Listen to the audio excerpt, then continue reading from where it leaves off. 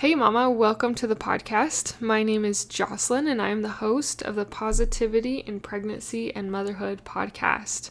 Congratulations, you are in your third trimester. You're on the final stretch of this pregnancy and that is so exciting. Let's jump into some of the changes, some of the signs and symptoms, and of course some mental health to help you through this week in your pregnancy. Hi, I'm Jocelyn, fellow mom of 5 and host of the Positivity in Pregnancy and Motherhood podcast. I help pregnant women and mothers to find the positivity in their season of life through changing their thoughts to work for them and not against them. I help mothers find the small, doable steps in thought and action without making drastic changes to their everyday mom life. And I can help you. Let's find positivity during our pregnancies and in our motherhood together. Thanks for joining.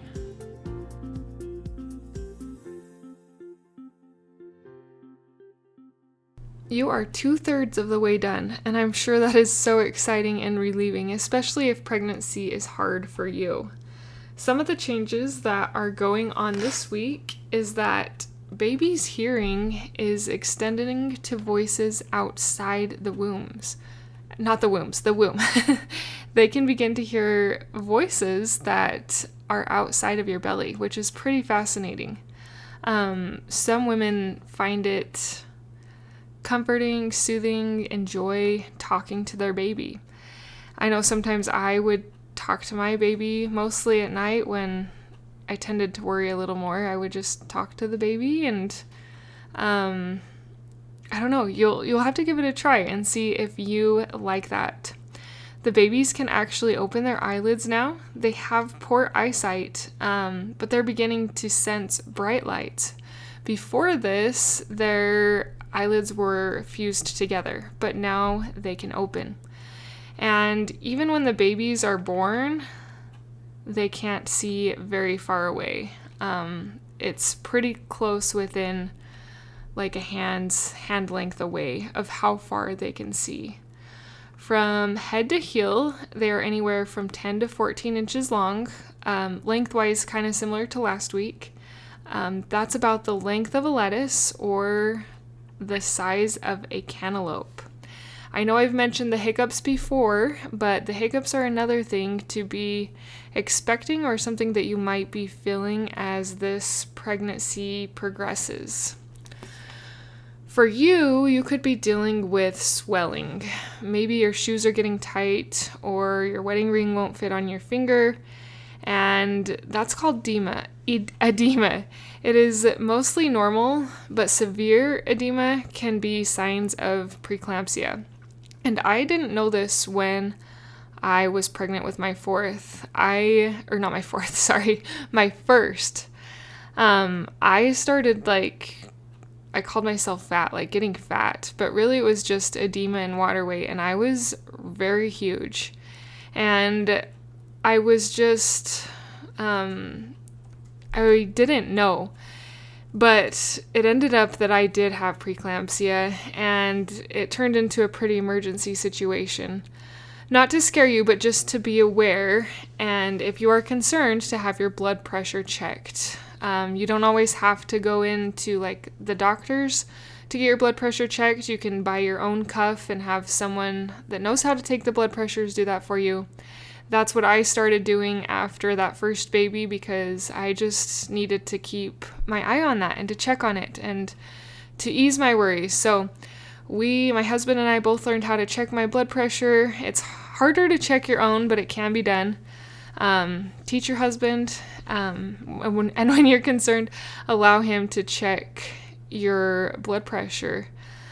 Something with preeclampsia that I think it was my midwife said actually, was that it tends to be when the firstborn is a white male. So if that is you, maybe take some of the extra precautions to be aware of your blood pressure, monitor your edema, and also your diet. diet actually can make a huge difference in how severe preeclampsia is. I know I mentioned this, I think it was last week, but about the brewer's diet. Look into the brewer's diet. I wish I would have known about that. That's why I want to share it with you, because it was really rough. But I'm here to encourage you and to tell you that if I can do it, have one really scary, crazy pregnancy, and then go back and have more kids and get through it a lot better, you can do it too.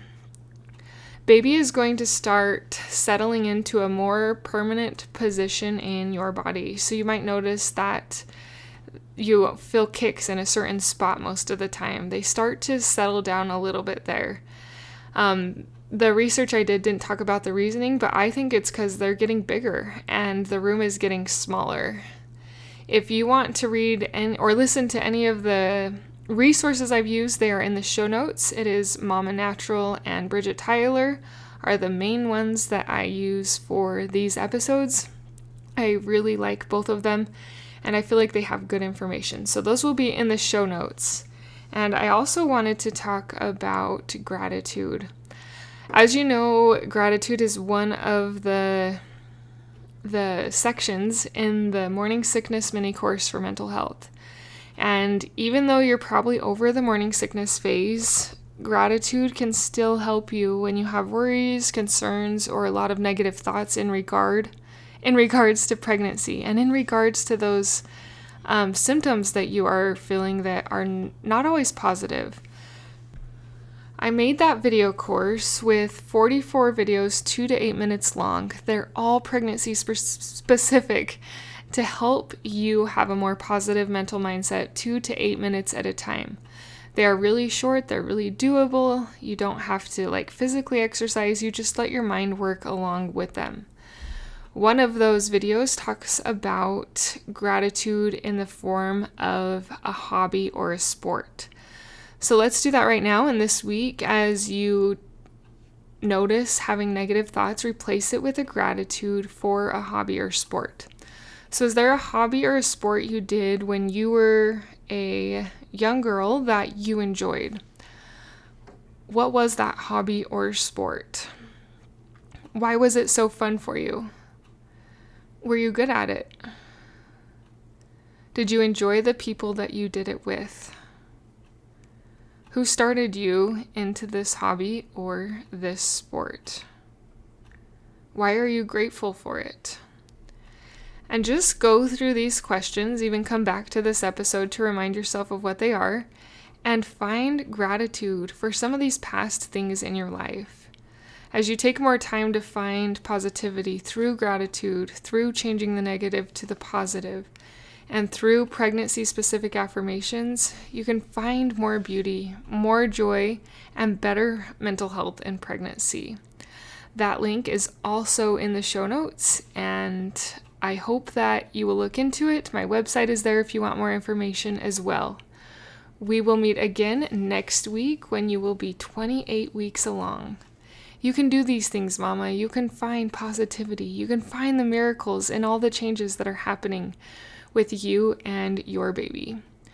Until next time, thank you for being a part of the Positivity in Pregnancy and Motherhood podcast, for listening, for sharing, and most of all, for applying these tools into your own life to improve your own happiness so that you can find your own better thoughts and becoming the mother that you desire to be through taking small steps in thought and action to reach your goals. If you are a mother who has an inner desire to enjoy motherhood and pregnancy better, but you are having difficulty figuring it out, I can help you. Thanks for joining. Reach out, let's connect, and let's see you move forward in your motherhood. My name is Jocelyn, and I thank you for listening. Until next time.